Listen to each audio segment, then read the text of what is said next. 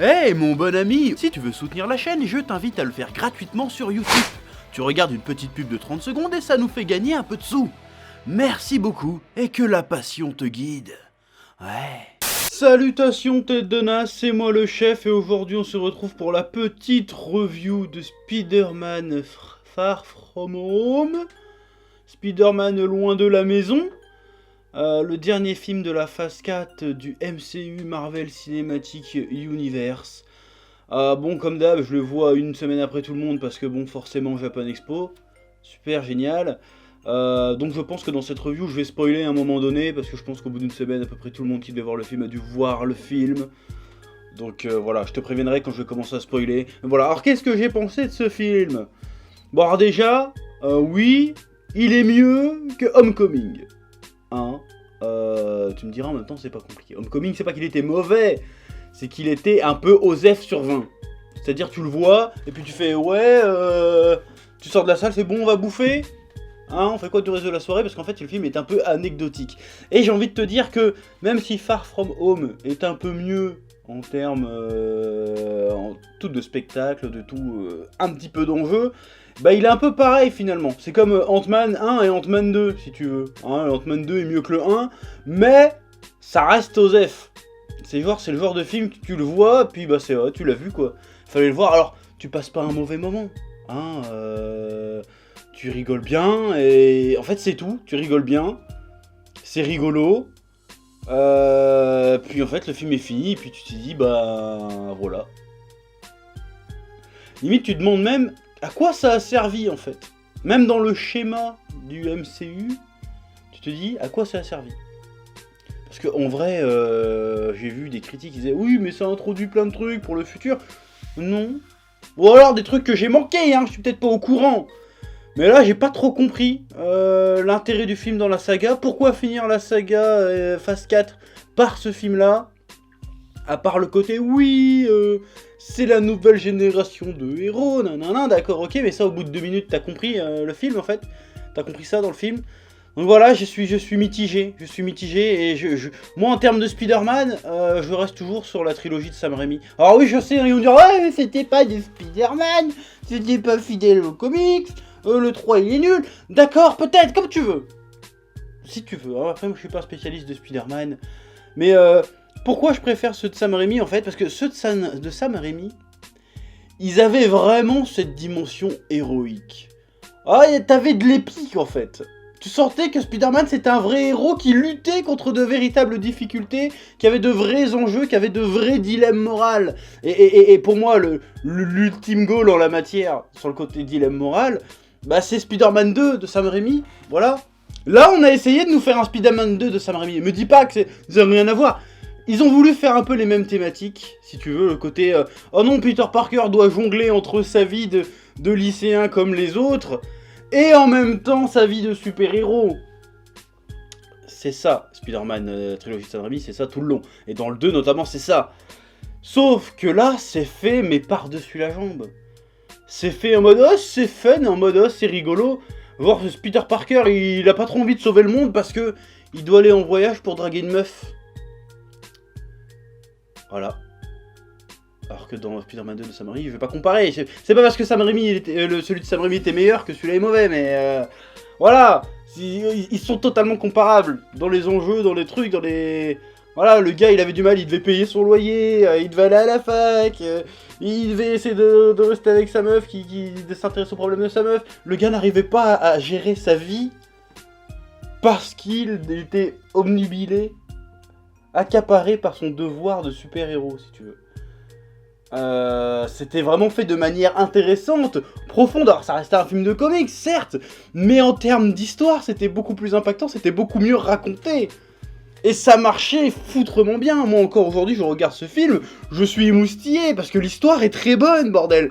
Là, l'histoire de Homecoming, je suis désolé, elle est pas bonne. L'histoire est limite à chier.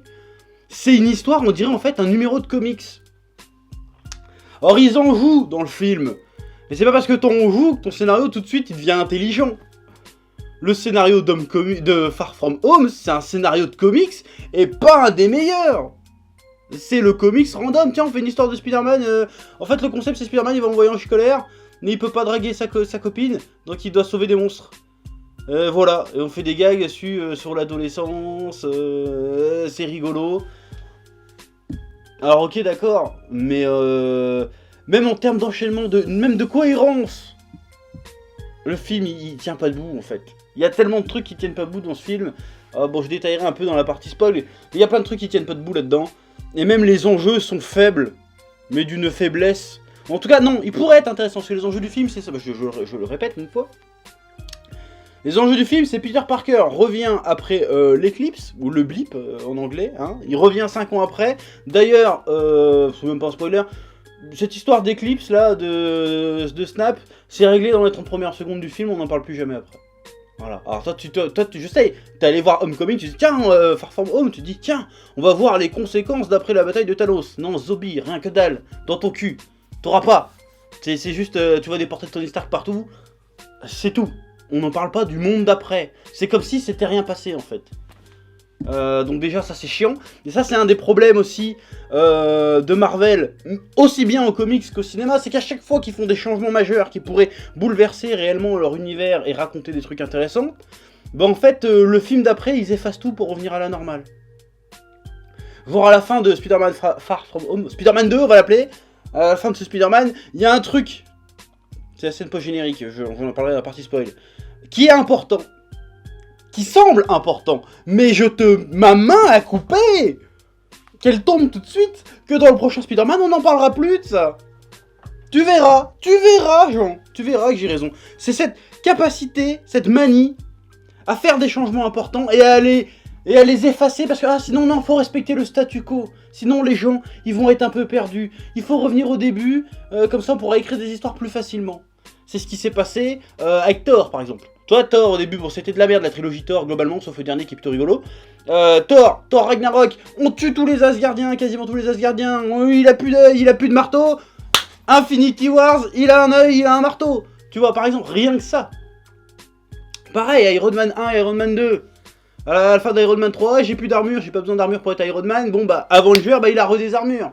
On retourne en arrière alors qu'on pouvait raconter des trucs intéressants. Genre, ah oui, Iron Man sans armure, qu'est-ce que ça peut donner dans les Avengers, à quoi il peut bien servir.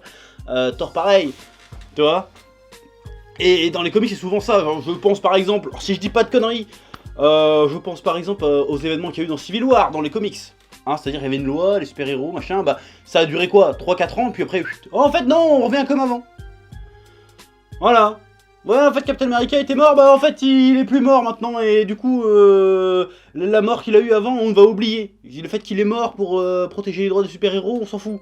On enlève. Il est revenu là, et on enlève les lois des super-héros. Ou pareil avec les X-Men, il me semble que les conséquences des événements de House of M, il me semble, bon, ça a duré quelques années, mais il me semble que ça a été aussi... Ouais, on n'en parle plus, tu vois. Et là, ils font pareil au cinéma, et c'est un petit peu chiant. Du coup, ce Spider-Man, bah, il a un petit côté filler, un petit côté anecdotique, qui fait que finalement, bah, il prend pas vraiment le temps de raconter quelque chose d'intéressant. Alors pourtant qu'il y a les bases. Le côté, je suis Spider-Man, je dois concilier ma vie d'adolescent normal avec mes devoirs de super-héros, et en même temps, j'ai la responsabilité de porter le fardeau de Tony Stark. J'éternue. Et en même temps, j'ai la responsabilité un petit peu de reprendre le flambeau de Tony Stark. Ça aurait pu être intéressant, seulement c'est traité par-dessus la jambe, comme j'étais en train de te le dire, et du coup, ben, il n'y a pas de dimension épique. Pourtant, le climax pourrait être épique. Visuellement, en fait, c'est impressionnant, mais juste les images, c'est ce que je disais aussi pour Dragon Ball Super, hein, c'est pareil. Si t'as juste les images impressionnantes, sans te sentir réellement impliqué dans ce que traverse le personnage, et ben c'est beaucoup moins, bah c'est pas épique en fait. C'est juste, c'est de l'action, ça explose de partout, c'est Transformers si tu veux. Ça explose de partout, t'en prends plein la gueule, visuellement, t'en as plein les yeux, t'es là, oh putain, voilà. Mais tu le ressens pas, ça te fait pas vibrer, t'as pas le petit frisson d'épique. T'as pas le frisson de, oh. Moi Spider-Man 2 encore, pour troller avec Spider-Man 2, le combat Doc Octopus, Spider-Man sur le train, encore aujourd'hui je le regarde. J'ai une putain de trick d'enfer, j'ai des frissons, je suis là, la scène où il arrête le train, je suis comme un ouf. Quand tous les New-Yorkais le portent et tout, là tu comprends la symbolique, que le gars c'est vraiment un héros qui représente quelque chose. pour les New-Yorkais, tu vois.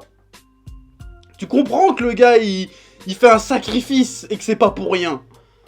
Là, Peter Parker, quand il fait un sacrifice, si tu veux, il sacrifie sa petite amourette lycéenne. Enfin, même pas, il la sacrifie pas, en fait, en réalité. En fait, il perd rien, il gagne rien, Peter Parker. Il prend aucun risque à aucun moment dans le film. Tout ce qui se passe dans le film est anecdotique. Il n'y a pas de conséquences. Sauf, éventuellement, la fin, mais je reste persuadé que ça sera balayé. Du coup, voilà. C'est quoi ce film, en fait? À quoi il sert? Il sert à rien. Et les scènes d'action sont jolies, le délire autour de Mysterio est plutôt bien vu. D'ailleurs, c'est peut-être la meilleure trouvaille du film. Réinterpréter le personnage de Mysterio, qui même dans les comics, c'est un peu kitschoun, hein, je trouve. Qui, ici, ils réussissent à le caler parfaitement dans l'univers, de justifier qu'il existe, et que même qu'il fait appel à une technologie qu'on a déjà vue en réalité. Bon, ça, je spoil un petit peu, mais c'est pas grave. Mais à part ça, le film, c'est rien, genre Tante May, par exemple. Elle sert à rien. Pourquoi elle est dans le film, Tante May? Tante May ne sert à rien. Happy Hogan ne sert à rien. Alors oui, il a des fonctions pratiques dans le scénario, si tu veux. Mais en termes d'histoire, il ne sert à rien. Il pourrait ne pas être là. Ça serait pareil. Même la nouvelle Mary Jane, enfin MJ, on l'appelle jamais Mary Jane, mais MJ, par exemple... Ok, bah là, c'est le love interest du héros, mais elle est pas intéressante. Elle a 3 répliques dans le film, elle sert à rien. Pareil, elle sert à rien. Alors l'autre MJ, par exemple, je vais retourner sur la trilogie de Sam Raimi. L'autre MJ, c'était une sacrée connasse, je pouvais pas la blairer, hein. Mais au moins il y avait quelque chose. Tu vois, elle avait sa personnalité, elle avait ses buts, ses propres inspirations, si tu veux. Même si elle m'agaçait, elle était un minimum intéressante. Alors là, que la MJ de là, à part qu'elle fait de l'humour noir de temps en temps et qu'elle fait la gueule les 3/4 du temps, elle sert à rien, elle est pas intéressante. Voilà. Alors, et là qu'on me sort pas l'argument, oui mais c'est plus proche du comics pour me dire que la MJ est mieux. Là, ça n'a plus rien à voir, on est bien d'accord, même le Spider-Man n'a plus rien à voir. Moi, il y en a qui me disent, oui, c'est le plus Peter Parker de tous. On doit pas lire le même Spider-Man, après ça fait un petit moment que j'ai pas lu Spider-Man, ça a peut-être changé, alors peut-être la version Ultimate. Mais moi il me semble que actuellement Spider-Man dans les comics, il a plus de 30 balais, tu vois, donc tu vas pas me dire qu'il est plus Peter Parker que les autres. Et même les anciens comics, je les ai lus, il était pas tout à fait comme ça. Bon après, c'est un peu bidon de dire oui, Tom Holland est le plus Peter Parker des Peter Parker. J'ai envie de te dire c'est un peu con, c'est comme dire Ben Affleck c'est le plus Bruce Wayne des Bruce Wayne. Je veux dire, il y a autant de Peter Parker qu'il y a eu d'auteurs derrière, en réalité. Donc c'est bidon, c'est des personnages ce sont des archétypes, si tu veux, des personnages un peu légendaires, un peu mythologiques, qui se réinventent en permanence, en fait. Donc c'est débile, ouais, il est plus Peter Parker que Peter Parker. Déjà, je ne suis pas d'accord avec cette affirmation. Non, mais c'est pas le débat. Mais voilà, et ça ne ferait, tant bien même, ça serait le plus Peter Parker de Peter Parker, est-ce que ça en ferait un bon film pour autant? Je sais pas, hein. Après moi que je te dis, la trilogie de Sam Raimi, c'est moi personnellement, c'est mon avis personnel moi-même. Alors si t'es pas d'accord, je m'en bats les couilles, mais voilà. C'était quand même beaucoup mieux, il y avait une vraie histoire, il y avait un vrai parcours de héros. Là aussi, t'as un parcours de héros, mais c'est pas important, tu sens que sa vie, à la fin du film, bah c'est la même qu'avant en fait. Et ce qui n'était pas le cas, je suis désolé encore une fois, à la fin de Spider-Man 1, la vie de Peter Parker n'est plus du tout la même. Il y a même cette scène où Mary Jane fait « On peut être ensemble maintenant ?» et il fait « Non, je dois être Spider-Man » et il se casse. À la fin de Spider-Man 2, c'est pareil. Au début, il est « Ouais, je suis Spider-Man » et puis après il fait « Oh non, je vais arrêter d'être Spider-Man » Puis à la fin du film, il revient en Spider-Man, mais c'est plus le même Spider-Man, tu vois ce que je veux dire? Après le 3, bon, on n'en parlera pas, mais voilà. Là, je suis désolé, Peter Parker, entre le début du film et la fin du film, c'est plus ou moins le même. À part que, ah oui, en fait, il faut que j'ai un peu plus confiance en moi, et en fait, MJ elle m'aime bien, et c'est tout. C'est nul, on dirait un épisode que tu peux aller voir sur Gulli, en fait. Avec un gros budget, et c'est dommage. Bon, maintenant, je spoil un petit peu. Je vais spoiler, alors, une bonne idée du film, Mysterio. Mysterio, très très bonne idée du film. Normalement c'est pas un spoil, hein. Normalement tu connais un peu Spider-Man, tu sais que Mysterio c'est un méchant. Donc au bout de 3/4 d'heure de film, c'est bon, c'est un méchant, ça y est, on a compris que c'était un méchant.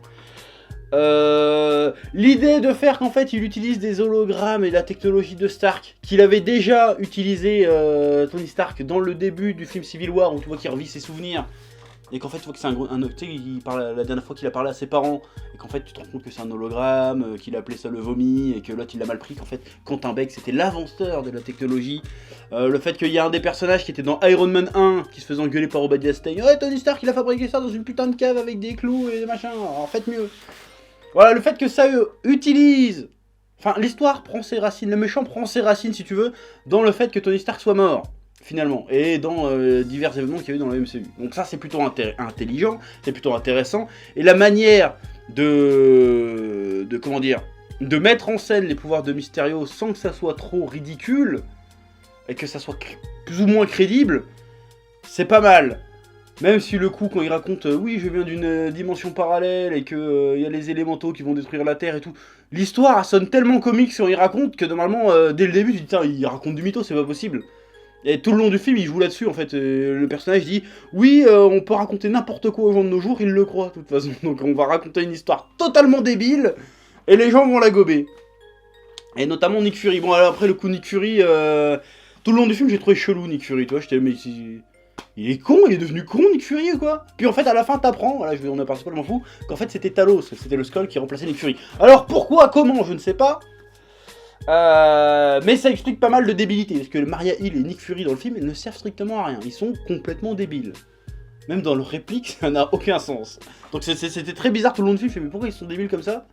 Et après tu vois que c'est des Skrulls, je fais ah, je comprends mieux, mais ça reste un petit peu bidon. Donc le côté oui, on se fout de la gueule de la débilité des comics, ça rend pas ton histoire plus crédible, ça rend quand même...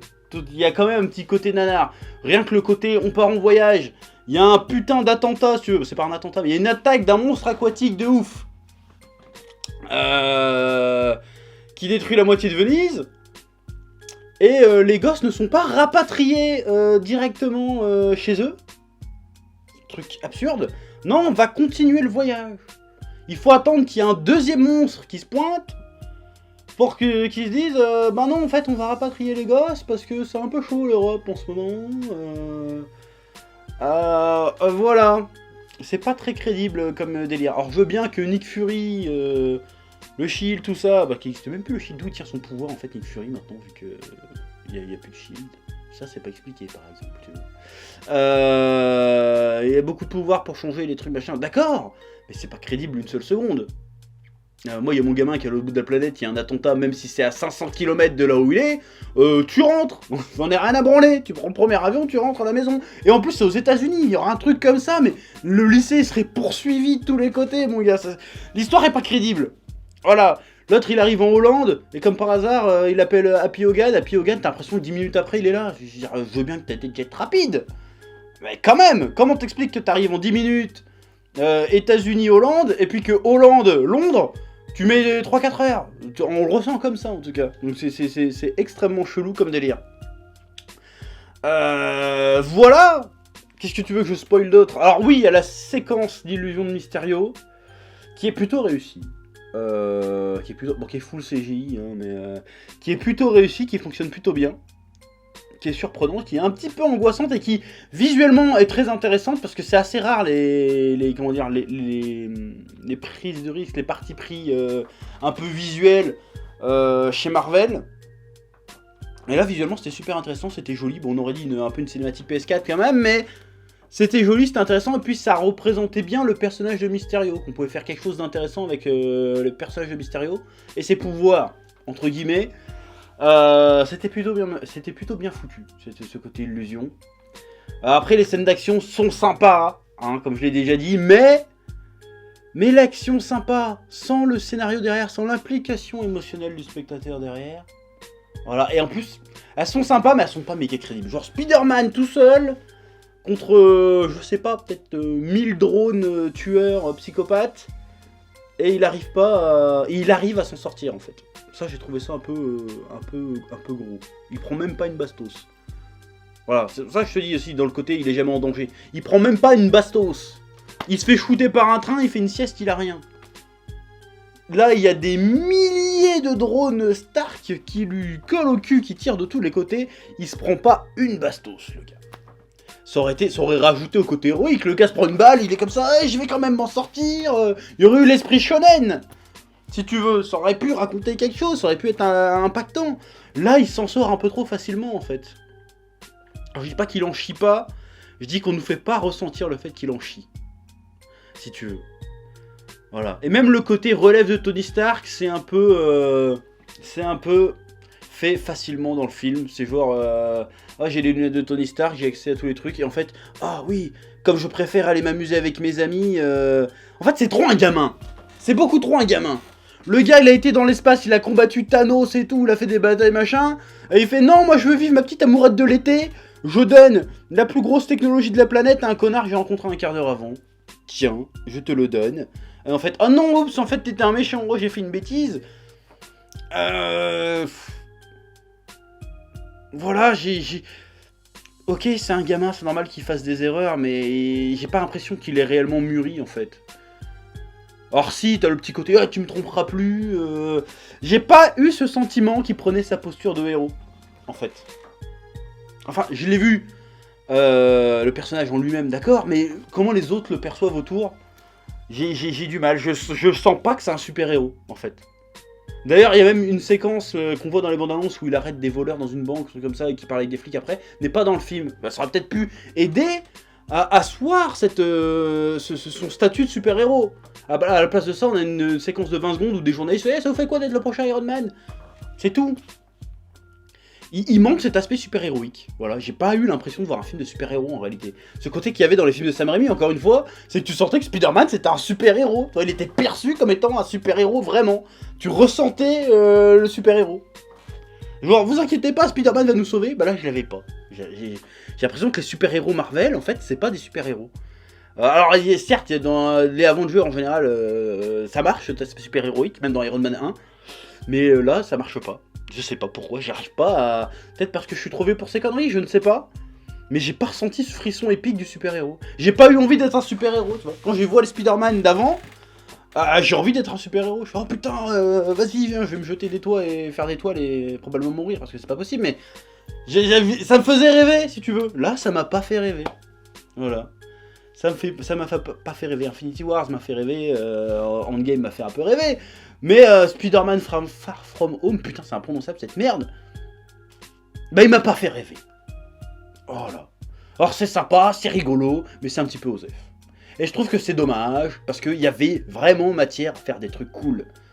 Voilà, j'ai même pas eu de moment d'émotion, rien que dalle. J'ai eu un petit sourire en coin de temps en temps. J'ai fait un petit waouh quand j'ai vu la scène Mysterio. Qui en fait sauve le film à être toute seule, hein, j'ai l'impression en réalité. Mais le reste... Voilà, j'ai l'impression qu'ils osent plus prendre de risques avec les films de super-héros. À choquer le spectateur un petit peu, là, bordel. Faites quelque chose. Voilà, je me suis pas fait chier, mais presque. Voilà. Mais même si j'ai pas préféré Amazing Spider-Man. Le 2. Parce qu'au moins, il se passait quelque chose, ça racontait un truc. Il y avait des défauts dans Amazing Spider-Man 2. Certes. Mais ça essayait de raconter quelque chose d'épique, de voir Spider-Man comme un super-héros du quartier, vraiment, c'est pas juste autour de phrases, c'est qu'on nous le faisait vraiment ressentir. Et là, non, c'est juste j'ai juste l'impression de voir un gamin en collant faire des trucs cool, mais j'ai pas l'impression de voir un mec qui se sacrifie, qui met sa santé en jeu, sa vie personnelle, pour Spider-Man. Voilà, limite Spider-Man, tu peux l'enlever du film en réalité. Voilà, c'est tout. Ah, il y a peut-être une scène cool, c'est quand Peter Parker il se fabrique son costume et puis qu'il met le gant un peu comme dans Iron Man 1 et que Happy le regarde comme ça, il fait non rien, je vais mettre de la musique et qu'il met du AC/DC, tu vois. Voilà la petite séquence fan service, sympa si tu veux. Mais le reste, l'histoire m'a ennuyé. Je me suis fait un peu fait chier au final. Enfin, artistiquement, je me suis fait chier. Après, le film, en tant que divertissant, il divertit, il fait son boulot. Mais voilà. C'est tout ce que je vais dire sur ce Spider-Man Far From Home. Et pour revenir sur cette séquence post-générique, cette première séquence post-générique où Mysterio fait un plan au dernier moment pour faire croire que en fait Spider-Man avait tué Mysterio et que donc c'était un méchant. C'est intéressant.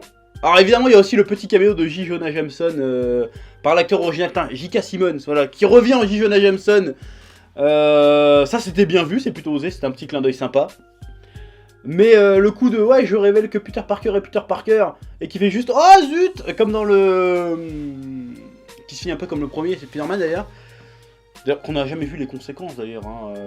Ta tante May qui découvre que Peter Parker c'est Spider-Man, coupé, c'est totalement ellipsé, puis au fait hey Spider-Man j'aime bien, c'est cool. C'est bidon. Et là pareil, je le sens pas, je le sens à 200%. Que ça va être éclipsé. Genre, ah ouais, alors Spider-Man c'était Peter Parker, finalement, voilà, c'est tout. Voilà, je trouve ça bizarre. Je suis très curieux de voir c'est quoi la prochaine phase de l'univers Marvel. Parce que si cette scène a réellement un impact, ça risque d'être super intéressant. Mais si elle en a pas, ça risque d'être bidon. Ça risque de prouver encore une fois qu'ils osent pas prendre des risques, des changements drastiques comme ça, ils osent pas le faire. Enfin, je dis qu'ils osent pas le faire, ils ont quand même buté les Avengers originaux. Donc quelque part, ils sont capables. Mais tu vas voir qu'ils vont revenir, certainement. Bah oui.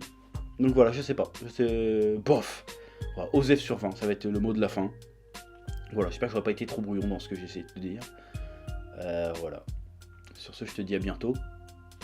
Abonne-toi. Mets la cloche. Eh oh, tu vas pas te barrer comme ça, hein? Tu vas laisser un pouce bleu? Un petit pouce bleu, hein? Puis tu regardes aussi les autres vidéos? Parce que voilà, tu t'abonnes? Ouais?